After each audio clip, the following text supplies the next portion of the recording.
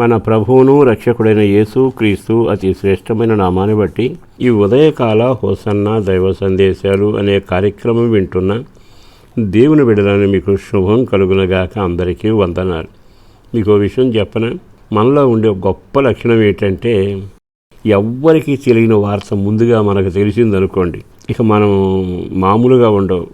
ఈ సంగతి నాకు మొన్నే తెలిసిందంట, మీకు ఎవరికి తెలియని సంగతి నాకు తెలిసిందని సంబరపడిపోతాం. అది ఏ వార్త అయినా కానీ మనిషికి ఉండే నైజం ఏంటంటే ఎవ్వరికీ తెలియని వార్తలు ముందు నాకే తెలియాలి, నేనే ముందుగా దాన్ని ప్రకటించి తెలియజేయాలి.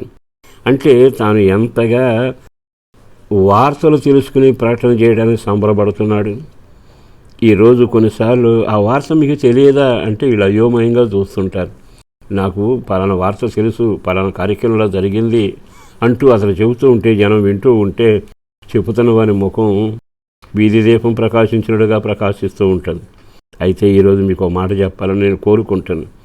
జీవితంలో ఆ సంగతి ఈ సంగతి తెలిసిందని చెప్పుకోవడం కంటే నీకు తెలియాల్సిన ముఖ్యమైన విషయాలు కొన్ని ఉన్నాయి.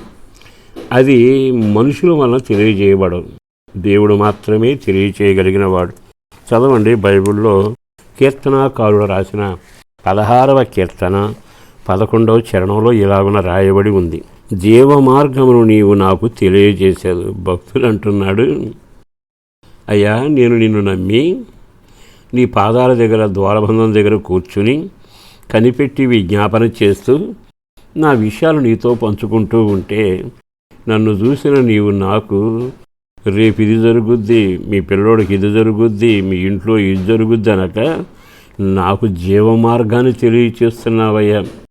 ఇతర అతిశయం ఆనందం ఎంత గొప్పదండి. మనకు కొన్ని విషయాలు తెలిస్తే అది క్షణభంగరమైన వార్త అయినా సంబరపడిపోతాం. కానీ భక్తులకు, దేవుని బిడ్డలకు ఆయన తెలియచేసేది ఏమిటో తెలుసా? జీవ మార్గమును నీవు నాకు తెలియచేయుచున్నావు. అంటే ఈ భక్తుడికి చాలా మార్గాలు తెలుసు. అంటే దారి తప్పిన మార్గం తెలుసు, పతనమైన మార్గం తెలుసు, మోసం చేసిన మార్గం తెలుసు, ఇరుకులు పడ్డ మార్గం తెలుసు, నష్టపోయిన మార్గం తెలుసు. కానీ ఇప్పుడు దేవుడు ఇతనికి అట్లా జీవ మార్గాన్ని తెలియచేస్తున్నాడట. అంటే అర్థం ఏమిటి? ఆ మార్గాన్ని పెడితే జీవం ఉంటుంది, అందులో ముళ్ళు రాళ్ళు రప్పలు ఉండవు. అది జీవంతోనూ వెలుగుతోనూ సంతోషంగా ఉంటుంది.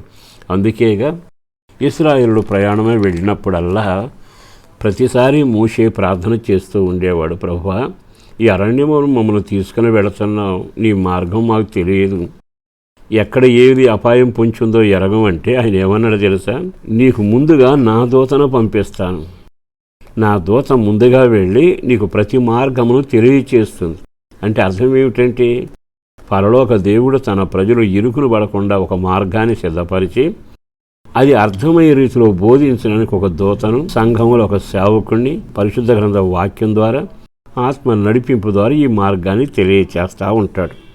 ప్రియ దేవుని బిడ్డలారా, ఈ మాటలు వింటున్న తర్వాత నీ జీవితంలో క్షేమకరమైన జీవం కలిగిన మార్గం నీకు తెలియజేయబడుతుందా? ఎప్పుడు తెలియజేయబడుతుంది?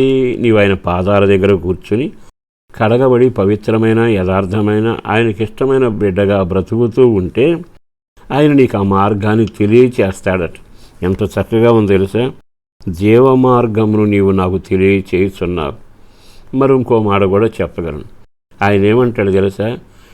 నేను నీకు ఆలోచన చెప్పేదను అంటాడు. అంటే నీకు వచ్చే ఆలోచన తెలుసు, నువ్వు ఆలోచన గొప్ప ఏర్పరివి, అన్ని విషయాలు అనుభవం ఉంది. కానీ దేవుని ఆలోచన చెబితే దేవుని ఆలోచన విచిత్రంగా ఉంటుంది.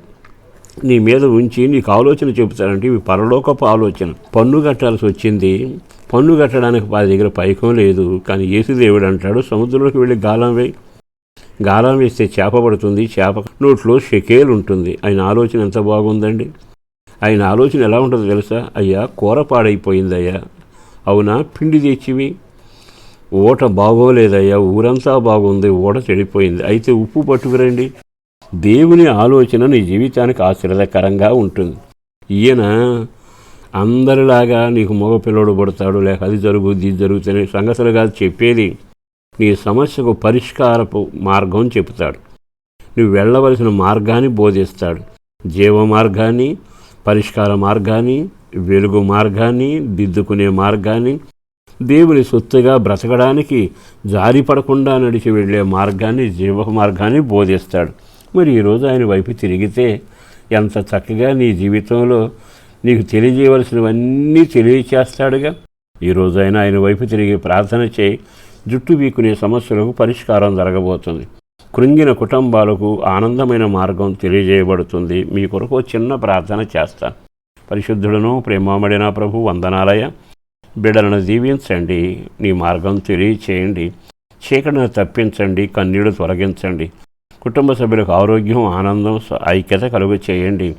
పిల్లల చదువుల కొరకు, ఉద్యోగాల కొరకు, వివాహాల కొరకు చేస్తున్న పనులు తోడుగా ఉంటూ బిడ్డలందరినీ దీవించి రక్షణ భాగ్యంతో నడిపించుమని యేసు పేరట వేడుచున్నాము తండ్రి. ఆమేన్.